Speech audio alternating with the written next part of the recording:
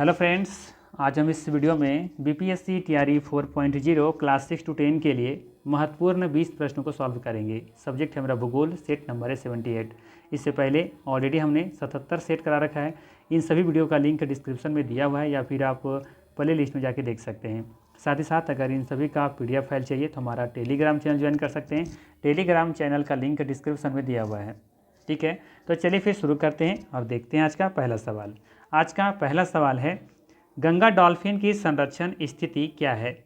Option है लुप्तप्राय, विलुप्त, दुर्लभ, एक से अधिक होगा या फिर उपर्युक्त में से कोई नहीं। सही आंसर होगा ऑप्शन नंबर ए लुप्तप्राय, या फिर ऑप्शन में अगर रहता संकटग्रस्त तो भी सही होता। दोनों का अर्थ एक ही है। इंग्लिश में देखेंगे तो इसे इंडेंजर्ड कहते हैं। ठीक है, तो गंगा डॉल्फिन की संरक्षण स्थिति क्या है? इंडेंजर्ड।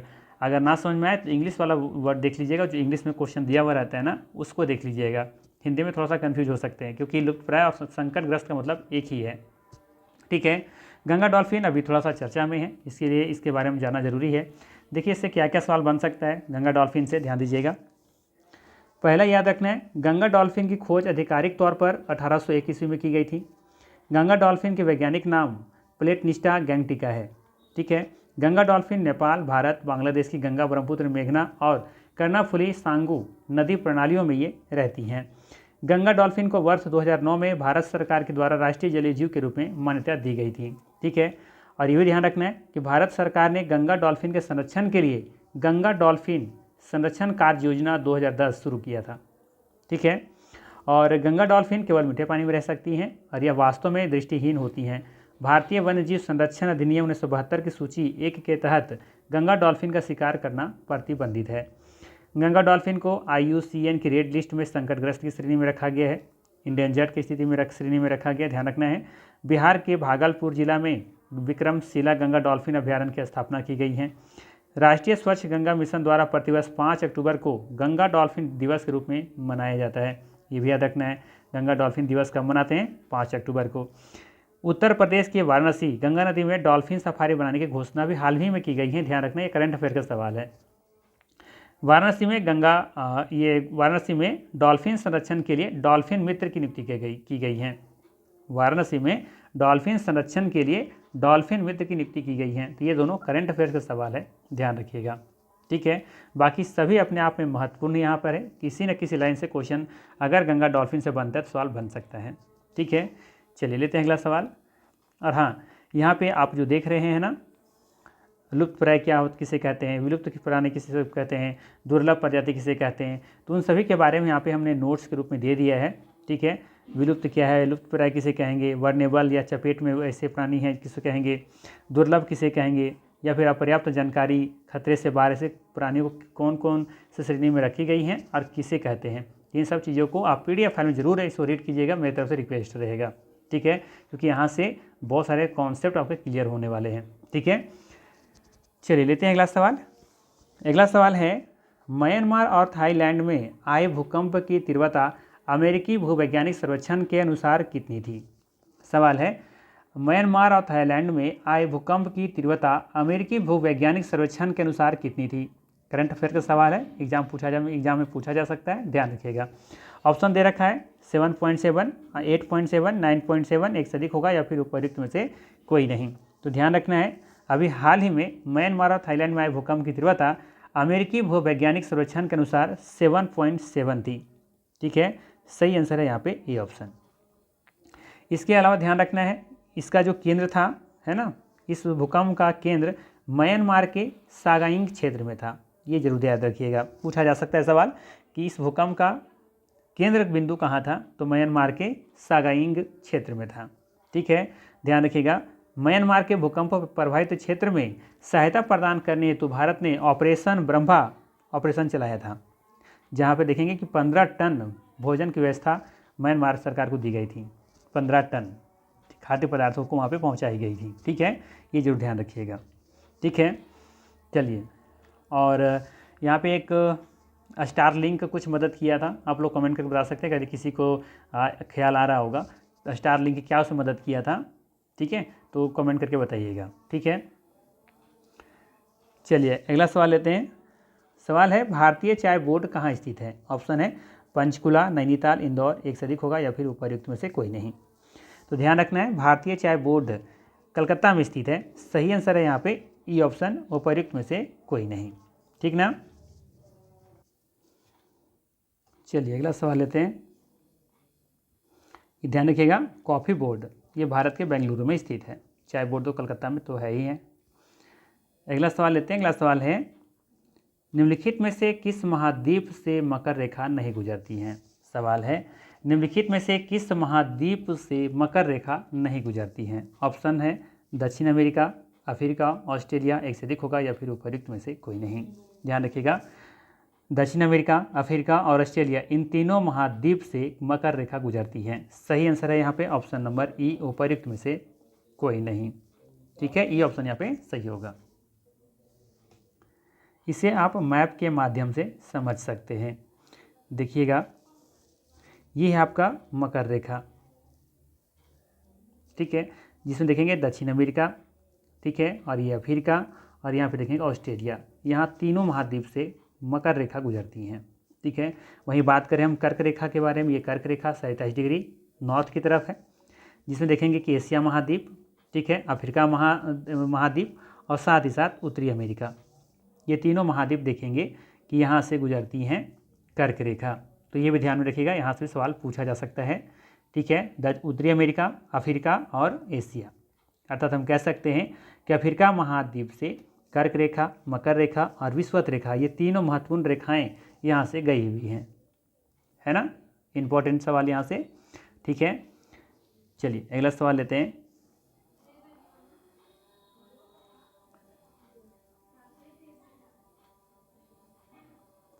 चलिए अगला सवाल है, भारत में आने वाली दक्षिण पश्चिम मानसून का संबंध उष्ण पूर्वी जेट स्ट्रीम से है। ठीक, यह कितने मध्य अक्षांशों के बीच में चलती है। ऑप्शन दे रखा है 8 डिग्री नॉर्थ से लेकर के 35 डिग्री नॉर्थ, 18 डिग्री नॉर्थ से 35 डिग्री नॉर्थ, या फिर 8 डिग्री नॉर्थ से 65 डिग्री नॉर्थ, एक से अधिक होगा या फिर उपर्युक्त में से कोई नहीं। तो ध्यान रखिएगा, भारत में आने वाली दक्षिण पश्चिम मानसून का संबंध उष्ण पूर्वी जेट स्ट्रीम से है। यह 8 डिग्री नॉर्थ से 35 डिग्री नॉर्थ अक्षांशों के मध्य चलती है। क्लास 9 का ज्योग्राफी का चैप्टर नंबर आई थिंक 3 में आप इसे पढ़ सकते हैं, देख सकते हैं। ठीक है, सही आंसर है यहाँ पे ऑप्शन नंबर ए। ठीक है, चलिए लेते हैं अगला सवाल। अगला सवाल है, निम्नलिखित में से कौन सी पहाड़ी अरुणाचल प्रदेश में स्थित है। ऑप्शन दे रखा है डफला पहाड़ी, अबोर पहाड़ी, मिकिर पहाड़ी, एक से अधिक होगा या फिर उपर्युक्त में से कोई नहीं।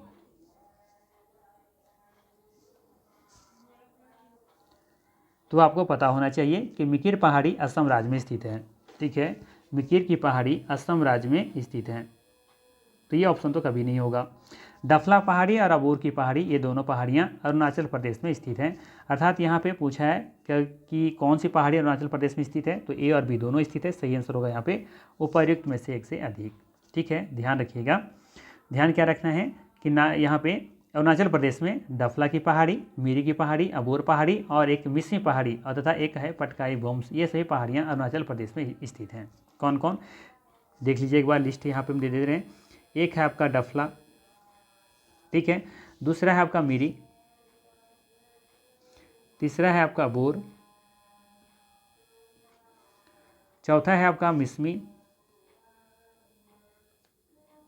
और पांचवा है यहाँ पे आपका एक है अभी पटकाई बोम्स,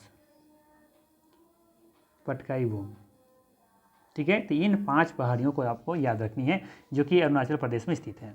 ठीक है, तो यहाँ पे सही आंसर क्या है, डी ऑप्शन, उपर्युक्त में से एक से अधिक। देखेंगे कि यहाँ पे पहाड़ी अरुणाचल प्रदेश में स्थित है, जबकि मिकिर की पहाड़ी असम राज्य में स्थित है। जबकि आपको पता होगा गारो, खासी और जयंतिया, ये तीनों जनजाति का भी नाम है और पहाड़ी का भी नाम है, जो कि मेघालय राज्य में स्थित है।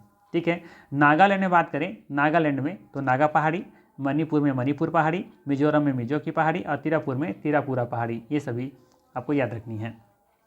ठीक है, चलिए लेते हैं अगला सवाल।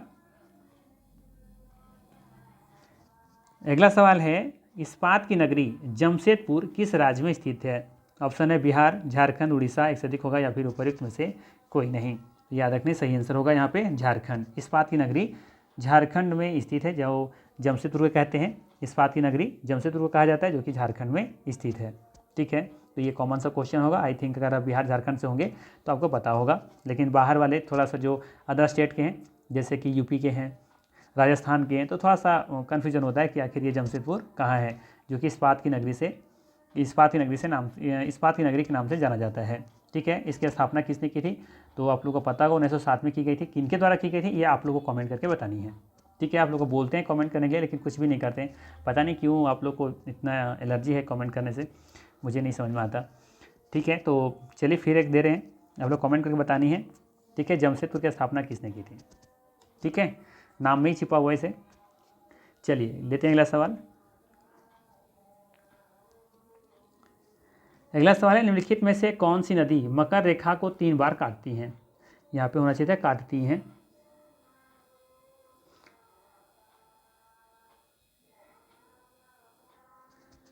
ठीक है, निम्नलिखित में से कौन सी नदी मकर रेखा को 3 बार काटती हैं। ऑप्शन है माही नदी, कांगो नदी, लिम्पोपो नदी, एक से अधिक होगा या फिर उपर्युक्त में से कोई नहीं।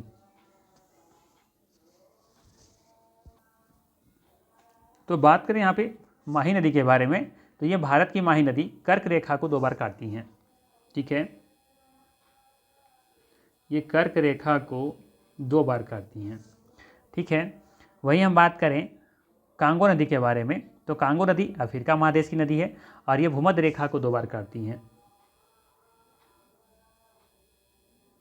भूमध्य रेखा को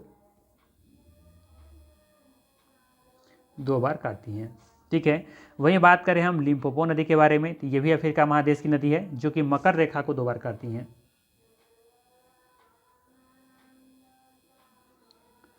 ठीक है, तो इसका सही आंसर क्या होगा, इसका सही आंसर हो जाएगा ऑप्शन नंबर ई, उपर्युक्त में से कोई नहीं। ठीक है, ध्यान रखिएगा, बरमेजो नदी, बरमेजो नदी, बरमेजो नदी, ठीक है, बरमेजो नदी दक्षिण अमेरिका महादेश की नदी है, जो कि मकर रेखा को 3 बार पार करती हैं या काटती हैं। ठीक है, तो ये ऑप्शन यहाँ पे बिल्कुल ही सही है। साथ ही साथ ये भी ध्यान रखिएगा, नील नदी भी अफ्रीका महादेश की नदी है और ये नदी भूमध्य रेखा और कर्क रेखा दोनों से संबंधित है, यानी कि दोनों को काटती हैं, भूमध्य रेखा भी और कर्क रेखा को भी।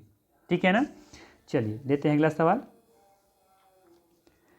अगला सवाल है, चीन की पीली नदी के ऊपरी और मध्य भागों में विस्तृत पठार को क्या कहते हैं। सवाल है, चीन की पीली नदी के ऊपरी और मध्य भागों में विस्तृत पठार को क्या कहते हैं। ऑप्शन है छत्रकशिला, इंसलबर्ग, लोयस, एक से अधिक होगा या फिर उपर्युक्त में से कोई नहीं। तो ध्यान रखिएगा, लोयस का पठार चीन की पीली नदी के ऊपरी और मध्य भागों में विस्तृत पठार है, अर्थात यहाँ पे सही आंसर क्या होगा, ऑप्शन नंबर सी, लोयस इसे कहते हैं। ठीक है, चीन की पीली नदी के ऊपरी और मध्य भागों में फैला जो पठार है ना, उसे ही लोयस कहा जाता है। ठीक है, ये आपको ध्यान में रखनी है। पिछला वीडियो में हमने बताया था कि लोयस मैदान का निर्माण कैसे होता है, याद होगा, हवा में उड़ने वाली तलछट और चिकनी मिट्टी के जमाव से बना उपजाऊ मैदान को ही लोयस का मैदान कहा जाता है। ठीक है ना, चलिए अगला सवाल लेते हैं।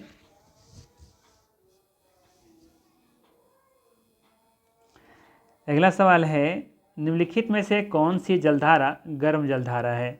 सवाल है, निम्नलिखित में से कौन सी जलधारा गर्म जलधारा है। ऑप्शन है हम्बोल्ट, अगुल्हास या फिर फॉकलैंड, एक से अधिक होगा या फिर उपर्युक्त में से कोई नहीं। सही आंसर होगा यहाँ पे ऑप्शन नंबर बी ऑप्शन, अगुल्हास धारा। ठीक है, अगुल्हास जलधारा ये गर्म जलधारा है। याद करने का एक थोड़ा सा आप ट्रिक लगा सकते हैं, जैसे कि बोल्ड है तो कोल्ड है, बोल्ड है तो कोल्ड है, मतलब ये शीत जलधारा है। ठीक है, बोल्ड है तो कोल्ड है। इसी तरीके से अगुल्हास तो आग उगलना, अगुल्हास मतलब आग उगलना, ऐसे याद रख लीजिए, अगुल्हास आग उगल रहे हैं, मतलब कि ये गर्म जलधारा होगी। फॉकलैंड, फॉग तो हम लोग बात ठंडा में बात करते हैं, फॉग है, क्या चल रहा है, फॉग चल रहा है, ठंडा जो होता है तो ठंडे की तरह ही तो होता है, तो ये फॉग है। ठीक है, तो ये इस तरह से याद कर सकते हैं कि फॉग भी क्या है, एक शीत जलधारा है। ठीक है, तो हम्बोल्ट और फॉकलैंड ये दोनों शीतल या शीत जलधारा है, जबकि अगुल्हास आग उगल रही है, तो मतलब ये गर्म जलधारा है। ठीक है, तो इसे आप याद रख सकते हैं, बोल्ड को कोल्ड याद रखना है, हम्बोल्ट कोल्ड ऐसे याद रखना है, फॉग फॉग, ऐसे याद रखनी है, अगुल हास मतलब आग उगल रहा है। ठीक है, तो कह सकते हैं यहाँ पे सही आंसर इसका क्या है, बी ऑप्शन है। इसके अलावा यहाँ पे बहुत सारे जलधाराएँ यहाँ पर दी गई हैं, इसे आप चाहें तो याद रख सकते हैं। ठीक है, तो यहाँ पर आप देखेंगे इस मैप में कि जो भी जलधाराएँ विषुवत रेखा की तरफ चल कर के आ रही हैं, है ना, वो ठंडी जलधाराएँ हैं, और जो विषुवत रेखा से दूर जा रही हैं वो गर्म जलधाराएँ हैं। ठीक है, जैसे आप देखेंगे यहाँ पर समझने का प्रयास कीजिएगा। जैसे कि ब्राजीलियन धारा जो देखिएगा, ये क्या है, इधर से आ रहा है, विषुवत रेखा से बाहर निकल रहा है, दूर की तरफ जा रहा है, विषुवत रेखा के ये शीत मतलब क्या कह सकते, ध्रुव की तरफ जा रहा है ना। तो अब देखेंगे ये क्या है, गर्म जलधारा है। देखिए यहाँ पर दे रखा है ना, ये वाला, इसको देखिए डायग्राम में दे रखा है, शीत धारा ब्लू वाला है, और उष्ण जो है उष्ण होना चाहिए यहाँ पे, तो उष्ण जलधारा जो है ये रेड वाला पार्ट है। ठीक है, तो देखिए जितना भी यहाँ से निकल रही हैं, ठीक है, तो लगभग देखोगे कि जो निकल रहा है यहाँ से विषुवत रेखा के आसपास से, वो सभी गर्म जलधाराएँ हैं, और जो चल करके आ रही हैं, जो ऊपर पहुँच रही हैं, सभी क्या है, ठंडी जलधाराएँ हैं, जो कि ब्लू कलर में आपको दिख रहा होगा। ठीक है, तो यहाँ पर देखिए यहाँ बोल्ट ये वाला था। ठीक है, तो ये एक तरीके से हम कह सकते हैं यहाँ पर ये गर्म जलधारा होना चाहिए। ठीक है, ये वाला निशान दे रखा होगा, ये हम बोल्ड है, मतलब कोल्ड है, ये ठंडी जलधारा है। ठीक है, और यहाँ पे देखेंगे ब्राजीलियन धारा पूछा है, तो ये गर्म जलधारा है। फॉकलैंड आप देख सकते हैं, ये ऊपर जा रहा है, तो ठंडी जलधारा है। ठीक है, यहाँ पे देख सकते हैं कैनरीज जलधारा, ये भी आप देखेंगे तो इधर से लौट के आ रहा है, तो ये ठंडी जलधारा है। गल्फ स्ट्रीम देखेंगे तो इधर से बाहर निकल रही हैं, तो ये गर्म जलधारा होगी। ठीक है, लेब्राडोर देखिए इधर से चल कर आ रहा है लेब्राडोर, तो ये भी ठंडी जलधारा है। ठीक है, तो इसे आप चाहें तो इसे स्क्रीनशॉट कर सकते हैं, या फिर पीडीएफ में देंगे इसको, तो एक बार जरूर अच्छे से इसको देखने का प्रयास कीजिएगा। ठीक है, तो आपको याद रहेगा।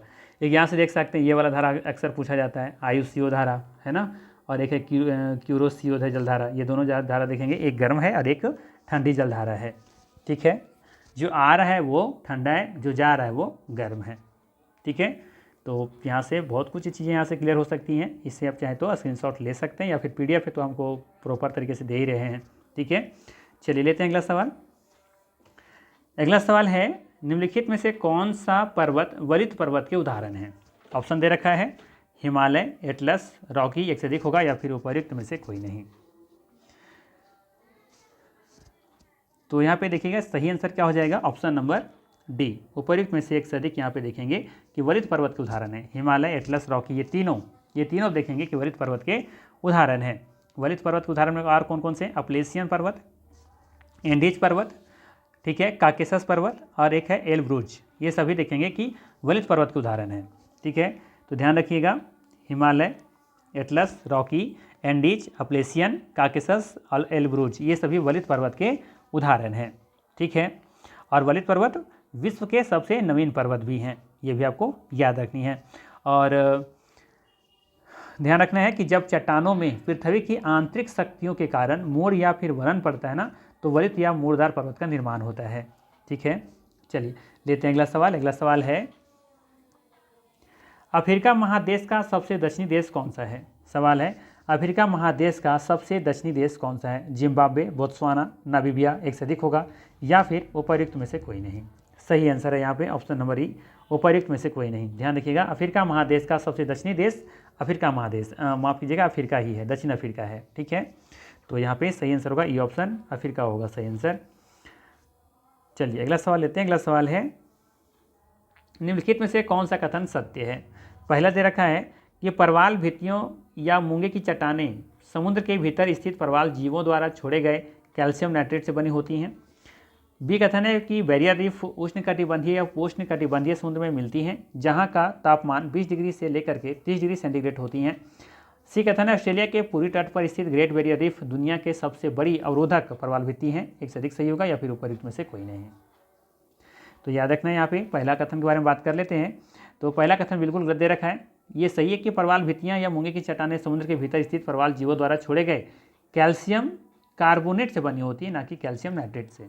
ठीक है, ध्यान रखना है, कैल्शियम कार्बोनेट की बनी होती हैं, तो ये कथन सही होता, अर्थात यहाँ पे कथन ये गलत हो रहा है।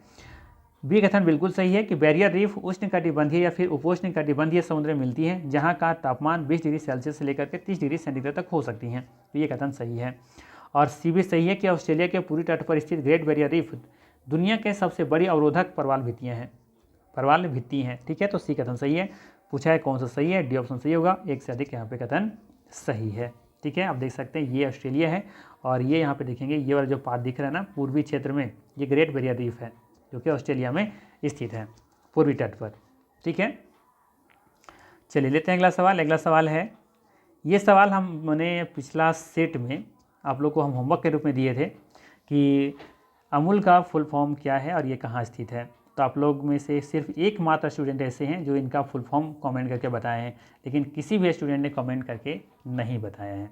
ठीक है, तो जो भी कमेंट किए हैं उसके लिए आपके लिए एक लाइक मेरे तो बनता है मेरी तरफ से। ठीक है, और जो नहीं किए हैं वो भी कोशिश कीजिए। ठीक है, क्योंकि आप लोग मेहनत करते नहीं, मेहनत से बहुत पीछे भागते हैं। सफलता अगर हासिल करनी है ना तो थोड़ा सा मेहनत तो करनी होगी, मेहनत आप नहीं करेंगे, मेहनत से ही पीछे भागेंगे तो आपसे मेहनत करने वाले बहुत लोग आगे निकल जाएंगे। ठीक है, तो चलिए फिर देखते हैं अमूल का फुल फॉर्म या पूरा रूप क्या होता है। तो यहाँ पे अमूल का पूर्ण रूप है आनंद मिल्क यूनियन लिमिटेड। आनंद मिल्क यूनियन लिमिटेड इसका पूरा रूप है। इसका सही आंसर है ए ऑप्शन। ठीक है, तो जिन्होंने भी कमेंट किया था बिल्कुल सही किया था। ठीक है, अमूल का पूरा रूप क्या है, आनंद मिल्क यूनियन लिमिटेड। अब आप लोग कमेंट करके बताइए किस राज्य में स्थित है, किस राज्य की कंपनी है ये मूल रूप से। ठीक है, इसके अलावा ये सब कुछ हम पिछला ही वीडियो में बता चुके हैं, वही चीज़ यहाँ पे सिर्फ कॉपी पेस्ट की गई है। ठीक है, तो इसके बारे में ज़्यादा डिस्कस यहाँ नहीं करेंगे। लेते हैं अगला सवाल। सवाल है, किस वर्ष ग्रीनविच को 0 डिग्री देशांतर रेखा मानने पर आम सहमति बनी थी। सवाल है, किस वर्ष ग्रीनविच को 0 डिग्री देशांतर रेखा मानने पर आम सहमति बनी थी। ऑप्शन है 1888, 1884, 1890, एक से अधिक होगा या फिर उपर्युक्त में से कोई नहीं।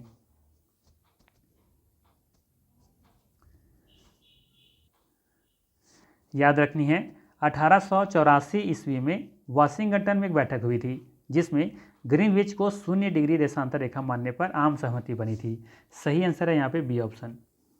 ठीक है, चलिए लेते हैं अगला सवाल। अगला सवाल है, सियाल पर्वत में किसकी बहुलता पाई जाती है। सवाल है, सियाल पर्वत में किसकी बहुलता पाई जाती है। आयरन, सिलिकॉन, एल्युमिनियम, एक से अधिक होगा या फिर उपर्युक्त में से कोई नहीं। सही आंसर है यहाँ पर डी ऑप्शन, उपर्युक्त में से एक से अधिक। अब देखेंगे सियाल पर्वत में सिलिकॉन और एल्युमिनियम की बहुलता पाई जाती है। सियाल ऐसे भी लिख सकते हैं SiAl। SI से होता है आपका सिलिकॉन और Al पर होता है एल्युमिनियम। ठीक है, एक होता है आपका नीफे। ठीक है, तो नीफे 4 होता है निकेल और Fe4 होता है फेरस। ठीक है, जो कि क्रोड में पाई जाती हैं।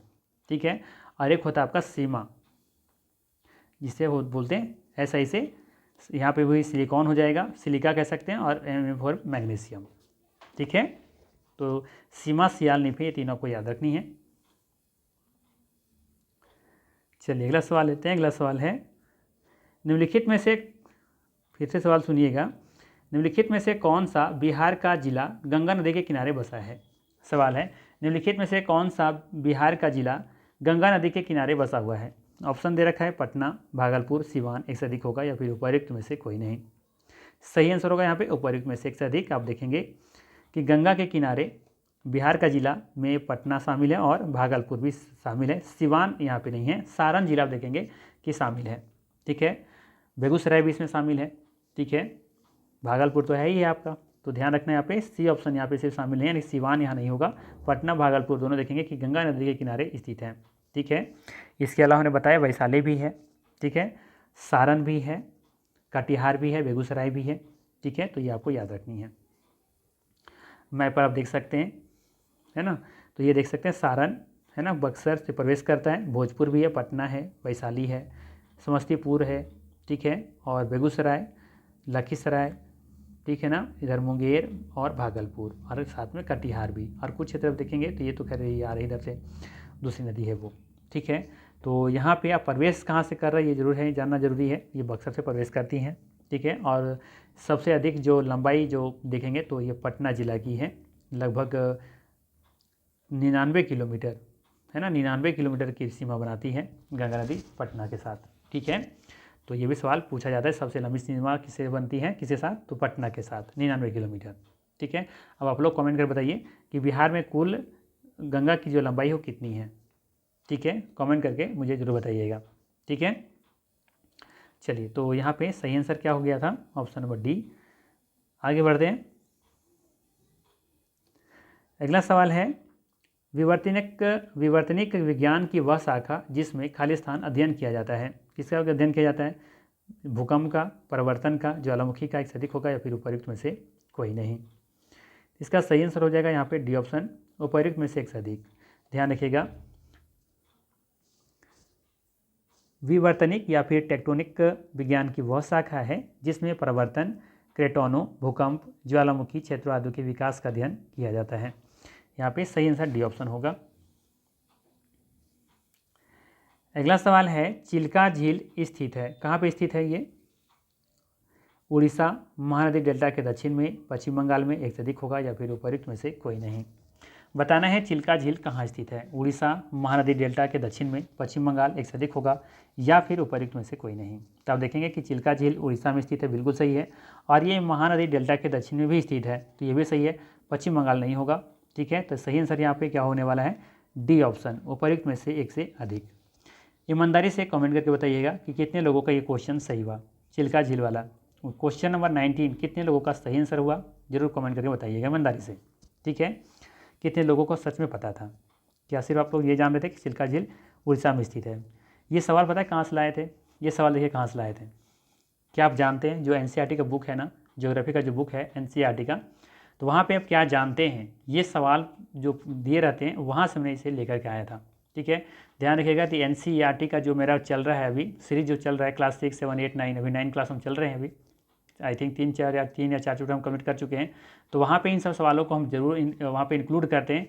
तो कोशिश कीजिए वो सीरीज जरूर देखिए। अगर आपका सब्जेक्ट ज्योग्राफी है तो मेरा विश्वास कीजिए बहुत फ़ायदे में रहने वाले हैं। क्रैक करने से आपको कोई नहीं रोक सकता है, बस थोड़ी सी मेहनत करनी होगी। और ये सब वीडियो मेरा देख लीजिए, एनसीईआरटी सीरीज वाला, बहुत फ़ायदा होने वाला है वहाँ से। ठीक है, क्योंकि एक एक किस्से के सवाल जो भी बनते हैं वो सभी को वहाँ पे इंक्लूड किया और उसे सवाल बनाया है। ठीक है, तो देखिए क्या आप जानते हैं, मैं दिया हुआ था कि चिल्का झील भारत में खारे पानी की सबसे बड़ी झील है और यह उड़ीसा में महानदी डेल्टा के दक्षिण में स्थित है। ठीक है, यह उड़ीसा में महानदी डेल्टा के दक्षिण में स्थित है। तो यहाँ से ये लाइन भी डाला जा सकता था क्वेश्चन में। ठीक है, तो ध्यान रखिएगा। अगला सवाल है, विश्व का पहला ज्वारीय ऊर्जा स्टेशन कहाँ बनाया गया था? सवाल है, विश्व का पहला ज्वारीय ऊर्जा स्टेशन कहाँ बनाया गया था? ऑप्शन है चीन, भारत, अमेरिका, एक से अधिक होगा या फिर उपर्युक्त में से कोई नहीं। सही आंसर है उपर्युक्त में से कोई नहीं। ध्यान रखिएगा, विश्व का पहला ज्वारीय ऊर्जा स्टेशन फ्रांस में बनाया गया था। ठीक है, तो ये ऑप्शन यहाँ पे सही है। क्या आप जानते हैं, सही सवाल लिया गया था ये, क्या आप जानते हैं विश्व का पहला ज्वारीय ऊर्जा स्टेशन फ्रांस में बनाया गया था। ठीक है, तो ये था महत्वपूर्ण 20 प्रश्न। अगर वीडियो अच्छा लगा हो तो लाइक ज़रूर कीजिएगा, चैनल पर नहीं तो सब्सक्राइब कर लीजिएगा। और हमारा PDF फाइल पाने के लिए हमारा टेलीग्राम चैनल जरूर ज्वाइन कीजिएगा। टेलीग्राम चैनल का लिंक डिस्क्रिप्शन में दिया हुआ है। ठीक है, और किसी तरह का कोई परेशानी है, किसी तरह का कोई शिकायत है या फिर कुछ और भी ऐड करवाना चाहते हैं, कुछ अगर कोई सजेशन है तो मुझे कमेंट जरूर कीजिएगा। कमेंट बॉक्स पूरा का पूरा खाली है।